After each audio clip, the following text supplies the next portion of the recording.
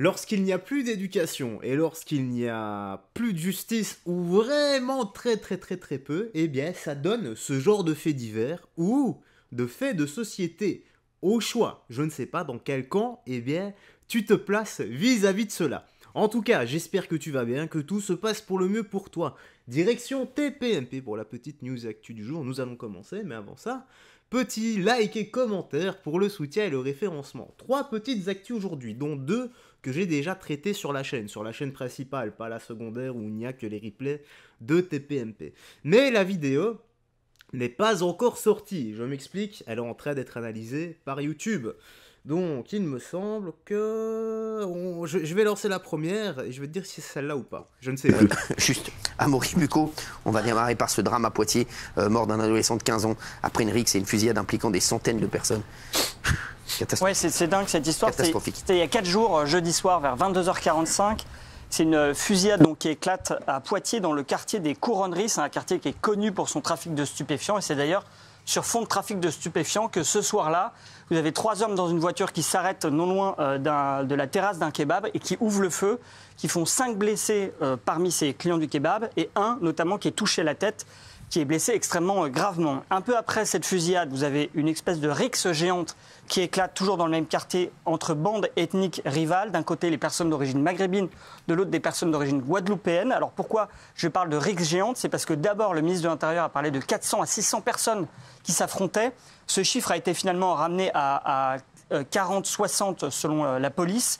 Et puis plus tard dans la soirée, il y a encore eu le match de retour de la première rixe avec toujours des dizaines de personnes qui étaient impliquées. Donc il y a près d'une centaine de personnes, de policiers qui ont été déployés sur le terrain pour pouvoir calmer le jeu. Et malheureusement, celui qui avait été, vous savez, le jeune homme qui avait été touché à la tête, qui était devant le kebab, il est mort samedi des suites de ses blessures. Il s'appelait Anis, il avait 15 ans. Et selon sa mère, c'était un jeune homme sans histoire qui était scolarisé, qui appartenait à aucune bande, qui faisait aucun trafic. Et donc il s'agirait d'une énième victime innocente et collatérale du trafic de drogue. C'est ce qu'on disait tout à l'heure. Et le meurtrier, de son côté, a été identifié, pas encore interpellé. Il s'agirait d'un homme de 25 ans qui, lui, était un voyou chevronné, en fait, puisqu'il avait déjà été mis en cause par la justice. D'ailleurs, il avait été placé en détention provisoire. Il était sous contrôle judiciaire. Manifestement, le contrôle judiciaire n'était pas totalement applicable pour lui. Et donc, en fait, il serait venu à Poitiers pour installer un trafic de stupéfiants. Et pourquoi il aurait ouvert le feu ce soir-là? Eh bien, pour s'imposer face aux dealers locaux. Et il aurait donc tiré à l'aveugle sur cette terrasse de kebab. Incroyable, incroyable. Fabien Lecoeuvre, à nous. Quand je dis que ça a fait de société pour moi, c'est tout le temps la même chose, hein. C'est tout le temps les mêmes histoires, connues des services de police, connues par la justice, le contrôle judiciaire, et voilà. Il y en a combien des drames, des faits pareils? Ça arrive régulièrement, limite on n'est même plus choqué, on est habitué. C'est quand même incroyable. Et là, c'est quoi? C'est un dommage collatéral, voilà. Jeune enfant, parce que c'est un enfant, 15 ans, t'as un enfant. Jeune enfant de 15 ans qui en paye de sa vie le fait que la justice soit totalement laxiste. Ce n'est que ça. La police essaie tant bien que de mal de faire son boulot, et la justice ne suit pas. À partir de ce moment-là, qu'est-ce qu'il faut faire? Si tu fais justice toi-même, tu vas en tôle. Ah bon, peut-être que ton gamin, à côté de ça, il restera en vie, il pourrait rester vivant. Je suis paumé, je suis mitigé, moi, avec tout ça.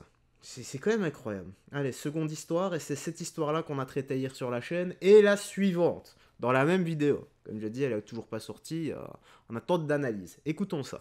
Merci. Violence dans le RER, 4 personnes blessées à coups de hache à Amaury Bucco. Oui, ça se passe ce matin en région parisienne, dans le RER E. C'était vers 8h du matin, donc vraiment l'heure de pointe. Les rames étaient bondées. Et au moment où le RER s'arrête dans la gare de Ozoir-la-Ferrière, donc en Seine-et-Marne, vous avez une bande d'une dizaine de jeunes habillés en noir, avec le visage caché par des capuches, qui se sont introduits dans la dernière rame du RER, qui sont montés lourdement armés, puisqu'ils avaient une hache, une machette, une batte de baseball, un opinel, un sabre japonais, vous savez, ces fameux katanas, et des gazeuses. Et donc, à ce moment-là, d'ailleurs, le RER s'est arrêté, puisque quelqu'un avait tiré la sonnette d'alarme pour bloquer les portes. Probablement que c'est l'un des agresseurs. Et ils sont donc montés dans la rame et ils ont demandé aux passagers qui étaient présents, ceux qui venaient de Ponto Combo, et leur ont dit il faut que vous descendiez de la rame, probablement pour leur casser la figure. Alors là, ce qui s'est passé, c'est que ceux qui étaient dans la rame n'ont probablement pas voulu descendre. Et donc, ils se sont fait frapper à l'intérieur de la rame de manière extrêmement grave, puisqu'ils ont été frappés à la tête, aux mains. Il y en a un qui s'est fait sectionner, enfin plusieurs qui se sont fait sectionner les mains. Un qui a par exemple... Alors là, je reviens là-dessus, car hier j'ai fait la vidéo. Il ne s'est pas fait sectionner les mains ou une main, il a perdu un doigt. Voilà. Et pas les mains. Reçu un coup de hache dans la tête. Il a eu quand même 6 points de suture.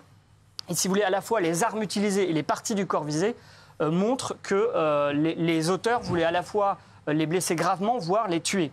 Donc à ce moment-là, il faut s'imaginer le mouvement de panique qu'il y a eu dans la rame. J'ai eu un témoin au téléphone qui me disait qu'il y avait du sang partout, c'était ignoble.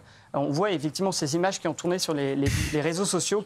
Et une dernière chose aussi, c'est qu'il y a un gars qui s'est pris un coup de hache effectivement à la tête, et on voyait, je ne sais pas si c'est vrai, hein, moi j'ai vu les images mais j'ai pas vu ça, c'était en tout cas des témoignages, ils ont dit qu'on voyait au bout de son cerveau.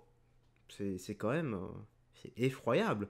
Et comme je l'ai dit hier dans ce sujet que j'ai traité, avant, lorsque tu avais un souci, tu réglais ça comme un homme, avec tes poings, pour les bonnes ou les mauvaises raisons. Mais tu ne venais pas armé. Donc tu faisais ce que tu avais à faire, tu faisais ta petite bagarre. Ensuite, tu allais limite boire un verre avec le type qui t'avait défoncé ou que t'avais défoncé. Voilà, et on en reste là sans rancune. Maintenant, c'est quoi ? C'est l'escalade.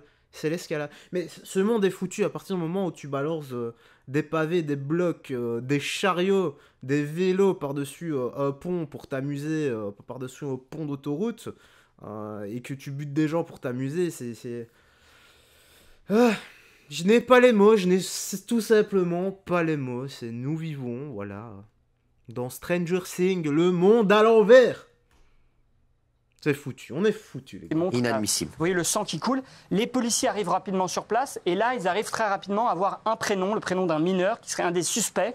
Je ne peux pas donner son prénom parce que c'est un mineur, mais on va l'appeler par exemple Pascal. Et en fait, Pascal, ils ont son adresse et donc ils se rendent chez lui. C'est sa mère qui ouvre, elle habite dans un appartement à Ozoir-la-Ferrière. La mère est là, avec le fils derrière. L'interpellation se passe sans encombre. Chez lui, on retrouve une hache, justement, un couteau, mais aussi des tenues noires qui auraient pu être utilisées au moment de l'agression. Et on a pu aussi saisir son téléphone. Alors, l'enquête, on ne sait pas encore grand-chose, mais ce qu'on pense, c'est qu'en fait, à ce stade, ce serait une histoire de rivalité entre quartiers, de rixe interquartier, comme on dit, entre d'une part des jeunes d'Ozoir-la-Ferrière et probablement de Pont-au-Comont, puisque c'est ceux qui se sont fait agresser venaient de là-bas. Et on sait qu'il y a déjà eu des antécédents par le passé. Et puis j'ai pu m'entretenir avec la mère d'une des victimes. Je l'ai eu au téléphone cet après-midi. C'est la mère de Riyad. Lui, c'est celui qui a reçu justement le coup de couteau de hache dans la tête. Et voici ce qu'elle me dit. Il faut que les parents surveillent vraiment leurs enfants. C'est pas possible d'envoyer son fils à l'école puis d'apprendre qu'il a reçu un coup de hache en pleine tête durant le trajet alors qu'il faisait sa rentrée puisqu'il était en vacances la semaine dernière. J'ai cru qu'il était mort quand on m'a appelé. Voilà ce qu'elle m'a dit. Catastrophique ce qui se passe. Michel Marine. Ouais. C'est plus que catastrophique. D'abord, c'est un problème d'éducation, parce que si tu éduques bien ton enfant, il fera jamais ce genre de choses. En tout cas, pas pour les mauvaises raisons. Je rappelle que malheureusement, parfois, tu es obligé de prendre les armes pour te défendre.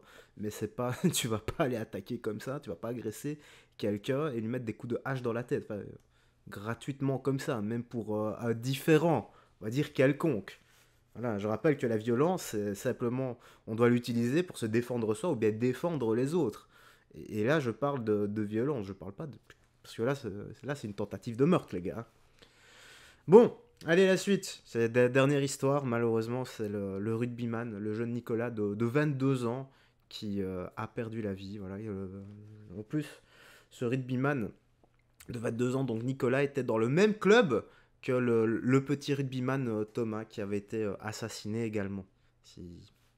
Quand je dis que ça a fait de société, c'est pas pour rien. Une fusillade a éclaté dans la nuit de jeudi à vendredi à Saint-Péret en Ardèche. Un jeune de 22 ans appelé Nicolas est mort après avoir été blessé par balle. Il s'appelait Nicolas Dumas, il avait 22 ans. C'était un rugbyman et ironie du sort, il était de la même équipe de rugby que Thomas qui a trouvé la mort dans les mêmes conditions il y a 1 an à Crépol. On en a parlé sur ce plateau.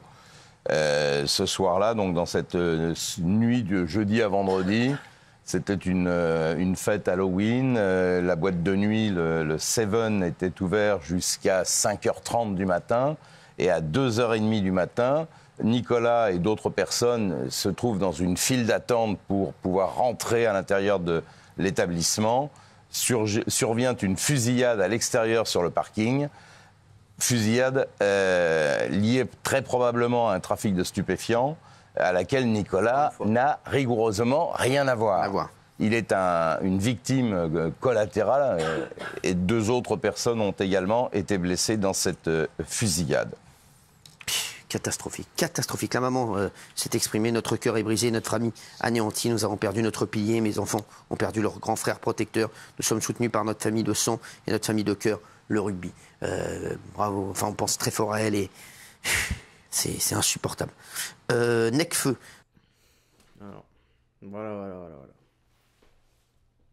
Que dire, hein. Encore une histoire tragique. Nos jeunes meurent et les criminels et délinquants sont libres dehors, tranquilles, et font leurs petites affaires et vivent leur meilleure vie. Merci la justice en tout cas. Voilà, c'est tout ce que j'ai à dire.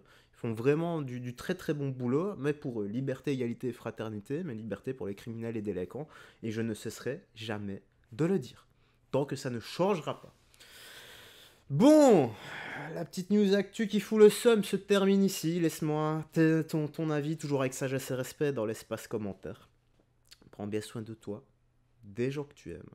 Et on se dit à la prochaine pour d'autres news actu. Bye bye, fais très attention à toi et surtout, que Dieu te bénisse, ne perds pas la foi. Salut.